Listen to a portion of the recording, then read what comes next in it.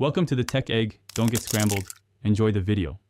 In this video, I will explain how to make sorbet ice cream at home. It's surprisingly simple, requiring just a few basic ingredients you likely have on hand.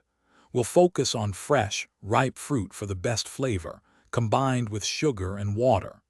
A good starting point for sweetness is a ratio of 1 part sugar to 4 parts liquid, but you can always adjust this to your personal taste. Let's get started. First, thoroughly wash and prepare your fruit, removing any seeds or tough peels. Then, blend it into a smooth puree. Next, we'll make a simple syrup by combining equal parts sugar and water in a saucepan. Gently heat this mixture over medium-low heat, stirring constantly until all the sugar crystals have completely dissolved. This ensures a smooth texture for your sorbet. Allow the syrup to cool completely before the next step. Now combine your fruit puree with the completely cooled simple syrup. Give it a good stir and taste the mixture. This is your chance to adjust the sweetness, adding a little more sugar if desired.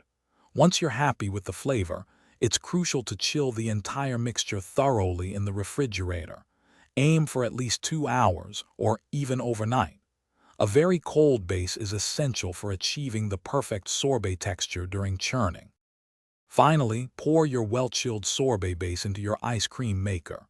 Churn it according to your machine's specific instructions, which typically takes between 20 and 30 minutes.